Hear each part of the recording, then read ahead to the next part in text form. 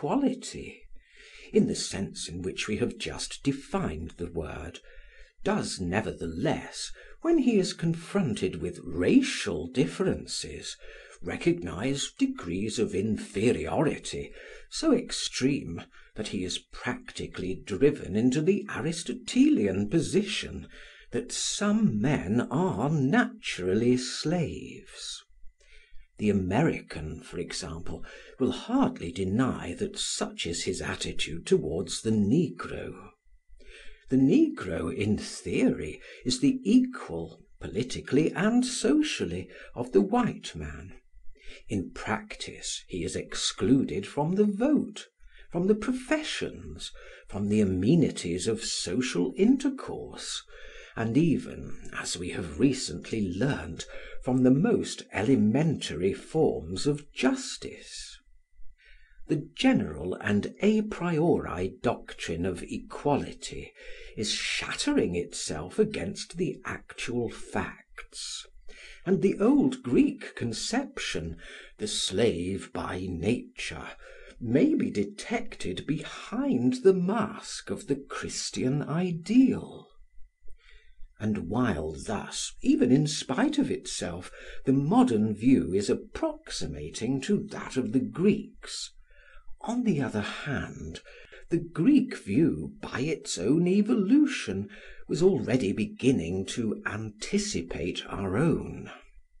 Even Aristotle, in formulating his own conception of slavery, finds it necessary to observe that though it be true that some men are naturally slaves, yet in practice, under conditions which give the victory to force, it may happen that the natural slave becomes the master, and the natural master is degraded to a slave. This is already a serious modification of his doctrine, and other writers, pushing the contention further, deny altogether the theory of natural slavery.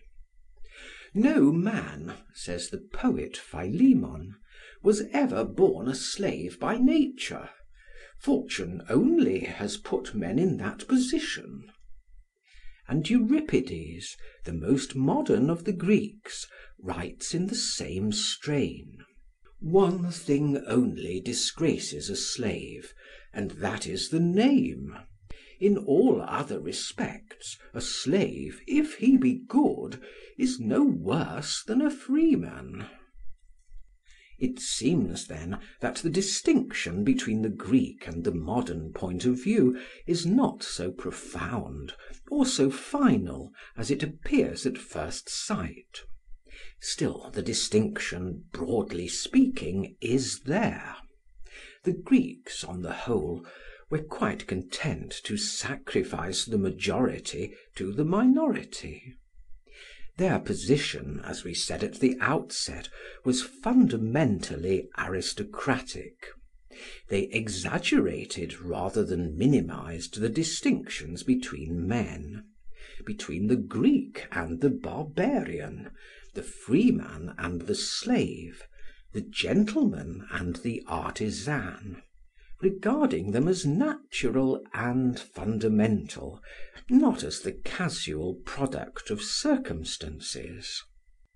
The equality which they sought in a well-ordered state was proportional, not arithmetical. The attribution to each of his peculiar right, not of equal rights to all. Some were born to rule, others to serve, some to be ends, others to be means, and the problem to be solved was not how to obliterate these varieties of tone, but how to compose them into an ordered harmony. In a modern state, on the other hand, though class distinctions are clearly enough marked, yet the point of view from which they are regarded is fundamentally different. They are attributed rather to accidents of fortune than to varieties of nature.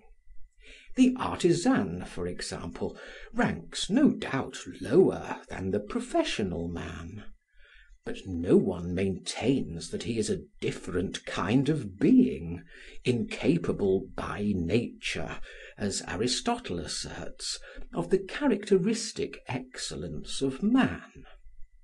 The distinction admitted is rather one of wealth than of natural calling, and may be obliterated by ability and good luck. Neither in theory nor in practice does the modern state recognise any such gulf as that which in ancient Greece separated the freeman from the slave, or the citizen from the non-citizen. End of chapter 2, section 4. Recording by Martin Geeson in Haslemere, Surrey.